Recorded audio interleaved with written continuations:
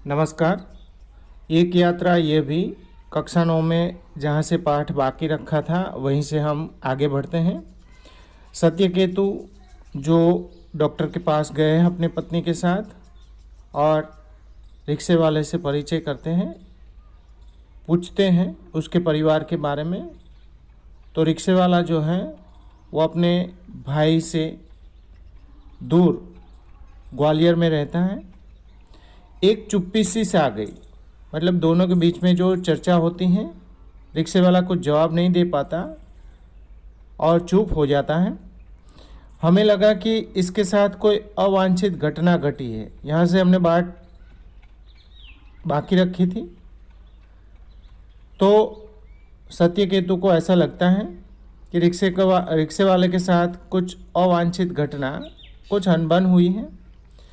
उसे छेड़ा नहीं, मतलब आगे कुछ पूछते नहीं, किंतु उसने फिर कहना शुरू किया। मतलब रिक्शे वाला जो है स्वयं ही अपनी कहानी जो है, अपनी बात जो है बताता है कि मैं नौकरी की तलाश में इधर उधर भटक रहा था। एक दिन भटक कर लौट रहा था कि रास्ते में एक परिचित लड़की मिल गई। रिक्शे वाला जो है वो बीए पास है और नौकरी की तलाश में इधर उधर घूम रहा होगा।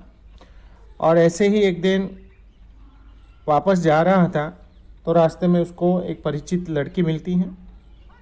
बदहवास सी घिघियाती हुई बोली, मतलब डरी हुई थी। बदहवास का अर्थ होता है डरी हुई, और घिघियाती हुई मतलब जैसे प्रार्थना करते ही हो, विनती करते ही हो, ऐसे स्वर में वो रिक्शे वाले से, वो तो पहले रिक्शा नहीं चलाता था, नौकरी की तलाश कर रहा था, तो उससे कहती है मोहन मुझे बचा लो। रिक्शे वाला का नाम है मोहन और उसको वो विनती करती हैं कि मुझे तुम बचा लो। तो मोहन पूछता है क्यों, क्या हुआ, मतलब तू क्यों डरी हुई है, क्या हुआ है। तो लड़की बोलती है मेरे माँ बाप एक अधेड़ के हाथ मुझे बेच रहे हैं। रिक्शे वाला लड़की से बातचीत में जानता है कि लड़की के माता पिता जो हैं वो अधेड़, मतलब जिसकी आधी उम्र जो है बीत चुकी है, ऐसा बुजुर्ग व्यक्ति के साथ लड़की के माता पिता जो हैं लड़की की शादी करवा रहे हैं, यानी बेच रहे हैं। मैं कुएं में गिरकर जान दे दूंगी किंतु उस खुसट अधेड़ के साथ नहीं जाऊंगी। लड़की कहती है कि उससे शादी करना मैं बिल्कुल पसंद नहीं करूंगी, उसके बदले में मैं कुएं में गिरकर आत्महत्या कर लूँगी। खुसट का अर्थ होता है अप्रिय, उस अप्रिय व्यक्ति के साथ मैं शादी नहीं करूँगी। मैं बहुत असमंजस में पड़ गया। मोहन जो है वो चिंता में पड़ जाता है, क्या करूँ क्या नहीं करूँ। उसको कहा जाता है असमंजस। क्या करूँ, कर भी क्या सकता हूँ, मतलब वो सोचता है कि मैं क्या कर सकता हूँ। मुझे लगा कि स्टेशन चलना चाहिए, मतलब लड़की को लेकर वो पुलिस स्टेशन जाता है। वहाँ उसे ले गया और थानेदार से हकीकत बयान की। लड़की को लेकर मोहन पुलिस स्टेशन जाता है और जो पुलिस वाला होता है उसको सारी हकीकत जो है बताते हैं। वे कुछ देर सोचते रहे कि क्या किया जा सकता है। पुलिस वाला भी थोड़ी देर के लिए सोचता है कि इसमें वो क्या कर सकता है। थानेदार साहब बोले इसकी एफआईआर लिखकर इसके माँ बाप को हवालात में बंद कर देता, मतलब तुम्हारी बात जानकर मैं इसकी एफआईआर लिख देता और इसके माता पिता को जेल में बंद भी कर देता। लेकिन फ़िलहाल चिंता इस लड़की की है, मतलब अभी इस लड़की की चिंता है कि आखिर इसके लिए क्या किया जाए, मतलब हाल ही में इसके लिए क्या निर्णय किया जाए। वो थानेदार मोहन से कहता है। एक छोटी सी चुप्पी के बाद वे एकाएक बोले, मतलब थोड़ी देर चुप रहते हैं और एकाएक बोलते हैं मोहन से तुम्हारी शादी हो गई है, मतलब तुम शादीशुदा हो। मैंने न में सिर हिलाया। मोहन ना कहता है कि मेरी शादी नहीं हुई है। तो थानेदार मोहन से कहते हैं तुम इससे शादी क्यों नहीं कर लेते, मतलब तुम ही इसके साथ शादी कर लो। मैं तो इस आकस्मिक प्रस्ताव से चकरा गया, मतलब मोहन को अचानक इस तरह का शादी का प्रस्ताव मिलता है तो घबरा जाता है। किंतु कुछ पल बाद लगा कि इसमें बुराई क्या है, मतलब मोहन को थोड़ी देर के बाद लगता है कि इसके साथ शादी करना कोई बुरी बात नहीं है। मैंने कहा, सर इससे तो पूछ लीजिए। मोहन थानेदार को कहता है कि मैं तो शादी के लिए तैयार हूँ, पर लड़की को तो पूछ लीजिए। थानेदार ने उससे पूछा तो उसने स्वीकृति सूचक सिर हिला दिया। मतलब थानेदार लड़की से पूछते हैं तो लड़की हाँ कहती है। लेकिन क्या मोहन, मतलब मोहन जो है वो लेकिन कहता है, तो थानेदार कहता है कि लेकिन क्या? तो मोहन बताता है, बाबूजी लेकिन ये कि भाभी अपनी बहन से मेरी शादी कराना चाहती थी।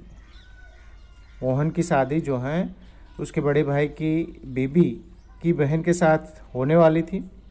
बात तय हो चुकी थी, मतलब बात भी तय हो चुकी थी, नक्की थी। फिर बाबूजी मैंने सोचा भाभी की बहन से तो कोई भी अच्छा आदमी शादी कर लेगा। मोहन सोचता है कि उसकी भाभी की बहन के साथ तो कोई भी अच्छा व्यक्ति जो है शादी कर लेगा, वहाँ कोई संकट नहीं है, मतलब उसके साथ शादी करने में किसी को कोई दिक्कत नहीं होगी। लेकिन इस लड़की की तो ज़िंदगी खतरे में है। मोहन सोचता है कि अगर इस लड़की के साथ मैं शादी नहीं करूँगा तो इसकी ज़िंदगी जो है खतरे में है। लड़की सुंदर भी है, परिचित भी, और सबसे अहम बात यह है कि वह संकट में है। मोहन सोचता है कि लड़की परिचित थी, सुंदर भी थी, और अहम मतलब मुख्य बात, महत्वपूर्ण बात ये थी कि वो अभी संकट में, मुश्किल में थी। इससे विवाह करना प्रीतिकर भी होगा, मतलब वो इस लड़की के साथ शादी करेगा तो ज़्यादा अच्छा रहेगा, और मानवीय भी, मतलब इंसानियत के नाते में वो अच्छा रहेगा। लेकिन मतलब सुकेतु मोहन से पूछते हैं कि फिर लेकिन कहाँ से आ गया? हाँ, अब समस्या ये है कि विवाह एकदम तो न हो जाएगा। मोहन के पास समस्या ये थी कि वो तो नौकरी की तलाश में था, उसके पास तो कुछ था नहीं, तो एकदम तो विवाह नहीं कर सकता। यदि लड़की घर गई तो फिर वही बेच जाने का संकट, मतलब लड़की को अगर वापस घर पे भेज दिया गया तो उसके माता पिता फिर से उसको बेच देंगे, ये संकट था। मैं साथ ले जाऊँ तो भैया भाभी तो नाराज़ होंगे ही।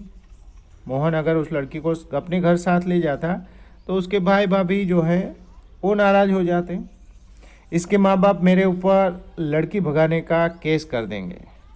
लड़की के माँ बाप जो हैं वो मोहन के ऊपर लड़की को भगा देने का केस करेंगे। जब मैंने थानेदार के सामने ये समस्या रखी तो वे बोले, कुछ दिन के लिए इसे नारी निकेतन में रख देता हूँ। मतलब मोहन जो है वो थानेदार के सामने ये समस्या रखते हैं कि अभी मैं शादी नहीं कर सकता, तो थानेदार उसका रास्ता निकालते हैं कि थोड़े दिन के लिए मैं इसको नारी गृह में रख देता हूँ।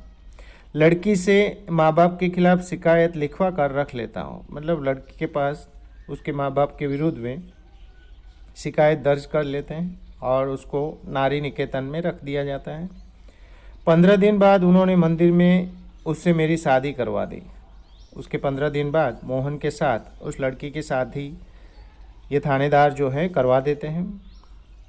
मैंने कहा, मतलब सत्यकेतु कहते हैं, मोहन ऐसे थानेदार कहाँ होते हैं, मतलब ऐसे अच्छे थानेदार कहीं होते नहीं हैं। मुझे तो इस घटना पर विश्वास ही नहीं हो रहा है। सत्यकेतु मोहन से कहते हैं कि ये जो घटना तुम्हारे साथ घटित हुई है वो मानने योग्य नहीं, विश्वास नहीं हो रहा है, लगता है कथा सुन रहा हूँ। सत्यकेतु को ऐसा लग रहा है कि वो कथा सुन रहे हैं। मोहन कहता है, आप सही कह रहे हैं बाबूजी, मतलब तुम जो कह रहे हो सही है, लेकिन ये थानेदार कवि भी है। मोहन सत्यकेतु को बताते हैं कि थानेदार जो हैं वो कवि भी हैं।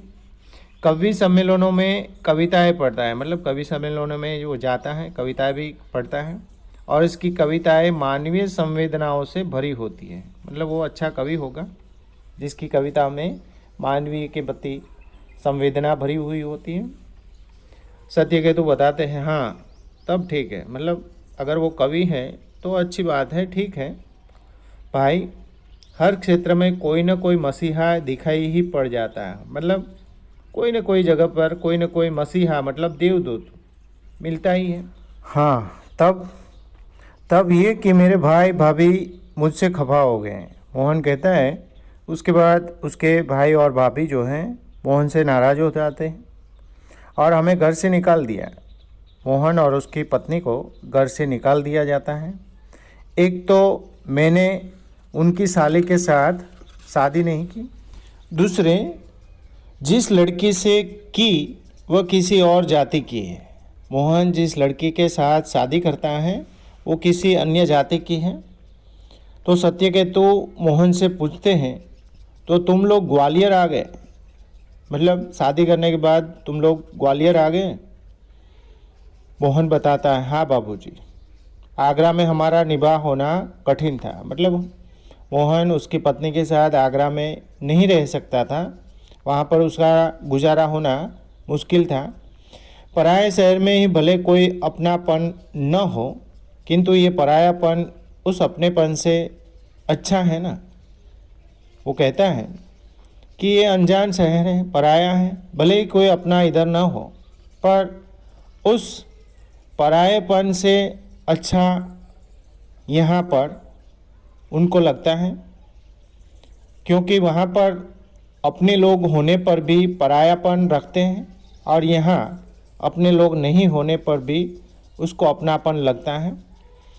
जो दिन रात अप्रीतिकर व्यवहार बनकर तन मन को उद्विग्न करता रहे, मतलब उस परायेपन के जगह पर वो ये पराये शहर में रहता है तो यहाँ उसको अच्छा लगता है, क्योंकि वहाँ पर अपने लोग उसके साथ अच्छा व्यवहार नहीं रखते और इसलिए उसका मन जो है दुखी हो जाता है। उद्विग्न मतलब दुखी हो जाता है। तो इससे तो अच्छा यहाँ है कि ऐसा तो उसको झेलना नहीं पड़ता। सत्यकेतु कहते हैं हाँ सही कर रहे हो, मतलब तुम अच्छा कर रहे हो। तो यहाँ कोई नौकरी तो रखी नहीं थी। मोहन कहता है कि मैं ग्वालियर आ गया तो ग्वालियर में तो उसके लिए नौकरी थी नहीं, बस ऑटो का दामन थाम लिया और उसी के सहारे चल रहा हूँ। मतलब उसने रिक्शा खरीद ली और रिक्शे के सहारे वो अपना गुजारा कर रहा है। वास्तव में तुम बहुत बड़े हो मोहन। सत्यकेतु मोहन से कहते हैं कि हकीकत में तुम बहुत अच्छे इंसान हो, बड़े इंसान हो। बड़े बड़े लोग तो नारी हित में बड़े बड़े लेक्चर देते हैं, मतलब जो बड़े बड़े लोग होते हैं वो स्त्री की प्रगति के लिए उसकी बातें ही करते रहते हैं, लेक्चर देते रहते हैं, लेख कविताएं लिखते रहते हैं, किंतु अपने व्यवहार में नहीं उतारते। मतलब बड़े बड़े लोग जो हैं लेख लिखते हैं, कविता लिखते हैं, पर वो व्यवहार में नहीं उतारते। लेकिन तुमने तो बहुत सहज भाव से एक लड़की को दुर्दशाग्रस्त होने से बचा लिया है। मतलब सत्यकेतु मोहन से कहते हैं कि तुमने तो बहुत सहज भाव से एक लड़की की जो दुर्दशा होने वाली थी उससे उसको बचा लिया है और अपने जीवन के साथ उसे सम्मानपूर्वक लगा लिया। मतलब तुमने अपने जीवन के साथ उसको जोड़ दिया है, सम्मान दिया है। मोहन कहता है बाबूजी, इस कार्य से मुझे भी बहुत संतोष मिला। उसने जो किया है उससे वो खुद भी संतुष्ट है। मैंने तो एक बार उसका उद्धार किया, किंतु वह तो प्रायः मुझे संकटों से उबारती रही है। मोहन कहता है कि मैंने तो एक ही बार उसका उद्धार किया है। मतलब उसकी पत्नी जो है हमेशा उसको हर एक मुसीबत से उबारती रही है। मोहन की एक कहानी हम पर छा गई और वह हमारे मन में कितना बड़ा हो गया। सत्यकेतु बताते हैं कि मोहन की ये जो कहानी थी उस कहानी से दोनों पति पत्नी प्रभावित होते हैं और उनके दिल में मोहन के लिए जगह बन जाती हैं। गाड़ी का समय हो रहा था, मोहन हमें लेकर स्टेशन आ गया। पति पत्नी को अपने घर जाने का समय हो रहा था, गाड़ी आने वाली थी। तो मोहन जो है सत्यकेतु और उनकी पत्नी जो है कामना दोनों को लेकर स्टेशन पहुंचता है। उसे मैं 500 रुपये का नोट देने लगा। सत्यकेतु मोहन को 500 रुपये का नोट देते हैं। तो मोहन कहता है रहने दीजिए बाबूजी। मतलब वो सत्यकेतु से 500 रुपये का नोट नहीं लेता, कहता है रहने दीजिए। तो सत्यकेतु मोहन से कहते हैं, अरे ये तुम्हारा पारिश्रमिक है, कोई दान थोड़ी ही दे रहा हो, मतलब तुम्हारी मेहनत कहाँ है, तुम्हें कोई दान खैरात तो दे नहीं रहा हो। मोहन कहता है, बाबूजी मैंने माँ बाप का प्यार नहीं पाया, कल से ही लग रहा है कि मुझे माँ बाप मिल गए हैं। मतलब उसको लगता है कि उसको अपने माता पिता वापस मिल गए हैं, उसने अपने जीवन में माता पिता का प्यार नहीं पाया है। इस सुख के आगे पैसे का तो कुछ भी मोल नहीं है, मतलब माता पिता का जो स्नेह उसको मिल रहा है उसके आगे ये 500 रुपये का कोई मोल नहीं है। पैसे तो और लोगों से कमा ही लेता हूँ। मोहन कहता है कि मैं पैसे तो दूसरे लोगों से भी कमा लूँगा। तो सत्यकेतु कहते हैं, बेटे लेकिन मेरी भी तो सोचो, मैं बेटे का शोषण कैसे कर सकता हूँ। सत्यकेतु मोहन से कहते हैं कि तुम मेरा भी तो ख्याल रखो, मेरा भी तो सोचो, मैं अपने बेटे का शोषण नहीं कर सकता। मोहन कहता है, लेकिन ये तो बहुत है, इतना लूँगा तो आपका शोषण हो जाएगा। मतलब ज़्यादा पैसे दे रहे थे सत्यकेतु, और मोहन कहता है कि इतना पैसा मैं आपसे लूँगा तो आपका शोषण होगा। ये कहकर वह 500 का नोट लेकर 300 वापस करने लगा। सत्यकेतु जो है 500 का नोट लेता है और उसमें से 300 रुपये जो है सत्यकेतु उसे लौटाता है। बोला, मुझे इतना पराया न कीजिए बाबूजी। मोहन कहता है 300 रुपये वापस देकर कि मुझे इतना पराया भी मत समझिए। हाँ, जब भी ग्वालियर आइएगा मुझे बुला लीजिएगा। सत्यकेतु से वो कहता भी है कि आप जब भी दूसरी बार ग्वालियर आओ तो मुझे अवश्य बुलाना, मेरा फ़ोन नंबर तो आपके पास है ही। मोहन ने फ़ोन किया था तो मोहन का फ़ोन नंबर सत्यकेतु के पास आ गया था। लेकिन मेरी एक शर्त है। सत्यकेतु मोहन से कहते हैं कि मैं बुलाऊंगा तो सही, पर मेरी एक शर्त है। मोहन कहता है, वह क्या है बाबूजी, मतलब कौन सी शर्त है। सत्यकेतु कहते हैं, ये 500 रुपये चुपचाप तुम्हें लेने ही पड़ेंगे। उसने 300 रुपये अपनी जेब में रख लिए, जैसे कह रहा हो ये कैसी शर्त आपने रख दी बाबूजी, मतलब जैसे चुपचाप वो कहता हो कि ये शर्त भी आपने कैसी रख दी।